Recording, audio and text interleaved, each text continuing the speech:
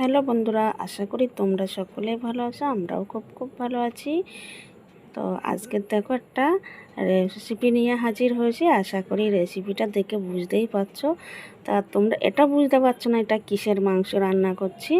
তো চলো তোমাদের সাথে বলি আর দেখাতে থাকি। তো এটা হচ্ছে প্যারিস মুরগি। তো বন্ধুরা, এই মুরগিটা খেতে কিন্তু পুরো খাসির মাংসকে হার মানিয়ে দেবে। তো এই মাংসটা রান্না করতে গেলেও কিন্তু আমার প্রেসার কুকার ব্যবহার করতে হবে। তো এই মাংসটা কিভাবে আমি রান্না করি সেটাই তোমাদের সাথে শেয়ার করছি। আর এই মাংসটা দেখতে কিন্তু এরকম দেখতেই পাচ্ছ। আর এই মাংসটায় কিন্তু হাড় কম, একটু সলিড মাংস বেশি। তো চলো দেখা যাক আমি আজকে কিভাবে রান্না করি সেটাই তোমাদের সাথে শেয়ার করব। আগে মাংসগুলো আমি ধুয়ে নিয়ে আসি ভালো করে। তো মাংসগুলো দেখো আমি ভালো করে ধুয়ে নিয়ে চলে এসেছি। আর এবারে আমি দেখো এইগুলো কিন্তু ভালো করে বেছে নিয়েছি, নাইলে না এর মধ্যে একটু পালক থাকবে। তো ভালো করে বেছে নিতে হবে এই মাংসগুলো। তো আমি ভালো করে কিন্তু বেছে নিয়েছি। আর আমি কিভাবে রান্না করছি আজকে সেটাই তোমাদের সাথে শেয়ার করব। তো দেখো এখানে পেঁয়াজ কুচানো দিয়ে দিলাম, টমেটো কুচানো দিয়ে দিলাম কয়েক টুকরো।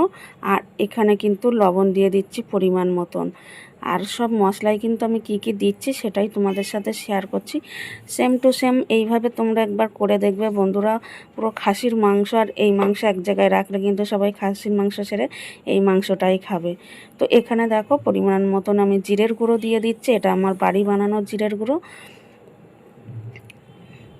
আর একটু আমার ক্যামেরাটা না ডিস্টার্ব করছে আজকের, থেকে থেকে অফ হয়ে যাচ্ছে লাইটটা, মানে টর্চ লাইটটা অফ হয়ে যাচ্ছে, ওর জন্যই আমার অসুবিধা হচ্ছে আরও।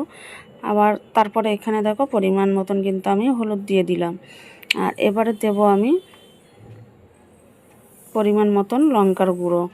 আর মাংসটা যদি একটু ঝাল ঝাল হয় কিন্তু দারুণ লাগে খেতে। তো তোমরা যেরকম ঝাল খাবে সেরকম অনুযায়ী কিন্তু ঝাল দেবে। তো এখানে কিন্তু আমার 1 কেজি মতন মাংস আসে, 1 কেজি মতন না, 1 কেজি মাংস আসে। তো এখানে আমি পরিমাণ মতন লঙ্কার গুঁড়ো দিয়ে দিলাম, মানে যেমন ঝাল খাবো তেমন সেই অনুযায়ী দিলাম। এবার দিয়ে দিলাম তেল, সর্ষের তেল। তো এবার আমি সব রকম একসাথে মাখিয়ে নেবো। ভালো করে আমি কিন্তু মাখিয়ে বেশ কিছুক্ষণের জন্য, তোমরা কিন্তু হাতে যদি টাইম থাকে বেশ কিছুক্ষণের জন্য রেখে দেবে। তো আমার হাতে কিন্তু সময়টা কম ছিল, ওই কারণে কিন্তু আমি বেশি সময় মাখাতে পারিনি।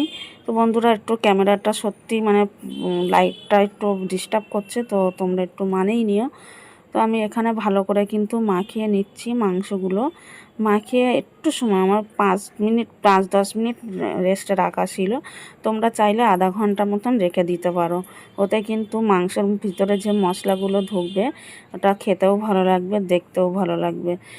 এইদিকে দেখো আমি কড়াইতে তেল বসিয়ে দিয়েছি, ওইখানে আমি আলুগুলো ভেজে নেবো। তো আমি তেলটা তো গরম হয়ে গেছে। আর আলুগুলো কিন্তু আমি একটু ছোট সাইজের নিয়েছি আর গোটা গোটা রেখে দিয়েছি। আর এখানে টমেটো কুচোনো আর পেঁয়াজ কুচোনো খানিকটা রেখে দিয়েছি। তো দেখো আমি কড়াইতে কিন্তু গোটা গরম মশলা ফোড়ন দিয়ে দিয়েছি। এর মধ্যে আছে দারচিনি, লবঙ্গ আর এলাচ। তারপরে আমি দিয়ে দিলাম পেঁয়াজ কুচোনো।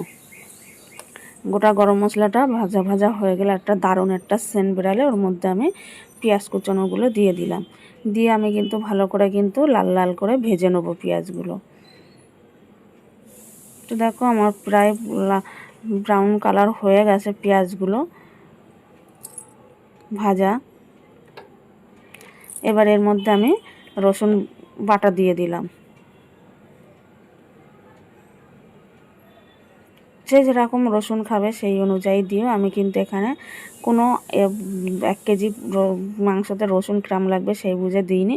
যেহেতু প্রচুর পরিমাণে গরম পড়ছে ওর জন্য একটু মশলাটা কম অনুযায়ী ফেলছি। তো এইভাবেই কিন্তু কম মশলাতে কিন্তু রান্না একেবারে খারাপ হয় না, মানে একদম অসাধারণ যারে বলে। আর এখানে দেখো আমি আদা বাটা দিয়ে দিলাম। রসুন বাটাটা দেওয়ার পরে একটু ভাজা ভাজা হয়ে আসলে তারপরে কিন্তু আদা বাটাগুলো দিয়ে দিলাম। আর দেখতেই পাচ্ছ আমি মশলাটা কিন্তু পরিমাণে কমই ফেলেছি, তেলও কিন্তু কম দিয়েছি। যেহেতু এই মাংসটা দিয়ে কিন্তু একটু তেলক্ত মাংস, এই মাংসটা দিয়ে একটু মানে চর্বি আছে তো তেল বেরাবে, ওই কারণে কিন্তু আমি তেলটা কম দিয়েছি। তারপরে দিয়ে দিলাম কিন্তু এর মধ্যে টমেটো কুচি রাখাগুলো। এবারে আমি এর মধ্যে দিয়ে দিলাম ম্যাগনেট করা চিকেনটা। আর এই মুরগিটা হচ্ছে প্যারিস মুরগি বলে, তোমরা যদি শ্বাস করে দেখতে চাও তো দেখে নিতে পারো।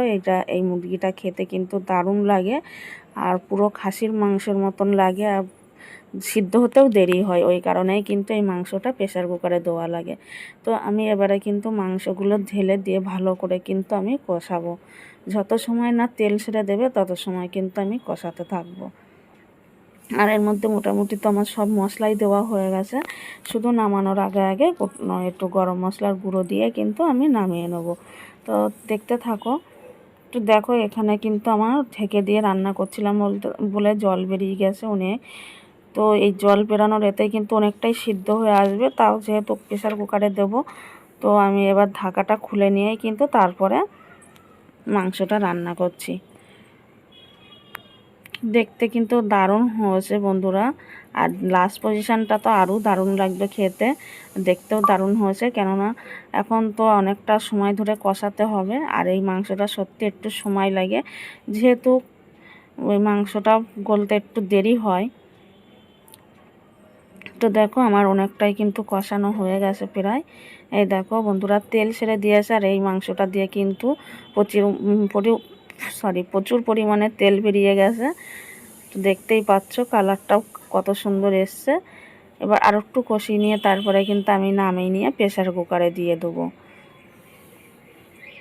আর পিসগুলো দেখতেই পাচ্ছ খাসির মাংসের মতনই কিন্তু পিসগুলো লাগছে। তো আমি এক সাইডে কিন্তু এবার একটু গরম জল বসিয়ে দেবো, কেননা প্রেসার কুকারে যখন দেবো আমি গরম জলই ব্যবহার করব। তো যেমন ঝোল রাখবো সেই অনুযায়ী গরম জলটাই দেব আমি। দেখো আমার কিন্তু এখানে কষানো হয়ে গেছে, এবার আমি এই যে নামিয়ে নিয়ে প্রেসার কুকারে দিয়ে দেবো। দেখো আর আলুগুলোও দিয়ে দেবো প্রেসার কুকারে। দেখো আর আলুগুলোও সিদ্ধ হয়ে যাবে। তো দেখো এবার আমি সব রকম দিয়ে জলও দিয়ে দিয়েছি, আর এর মধ্যে কিন্তু গুঁড়ো গরম মশলাও দিয়ে দিয়েছি, সেটা তোমাদের সাথে স্কিপ করে গেছি, দেখানো হয়নি। এবার আলুগুলো দিয়ে দিলাম, দিয়ে আমি প্রেসার কুকারের ঢাকনাটা লাগিয়ে নিয়ে তারপরে কিন্তু 3টে সিটি মারবো আমি। যেহেতু আমার প্রেসার কুকারের সিটিটা একটু দেরিতে পড়ে, ওই কারণে 3টে সিটি মারবো। তোমাদের যদি প্রেসার কুকারের ঢাকনা প্রেসার কুকারের যদি সিটিটা তাড়াতাড়ি পড়ে, তাহলে সেই অনুযায়ী তোমরা 4টে সিটি মারতে পারো।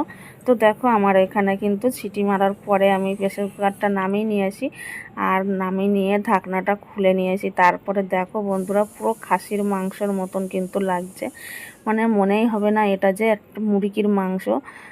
খেলে পুরো কি বলবো, অসাধারণ। দেখতেও কিন্তু দারুণ হয়েছে, খাসির মাংসের মতনই কিন্তু লাগছে।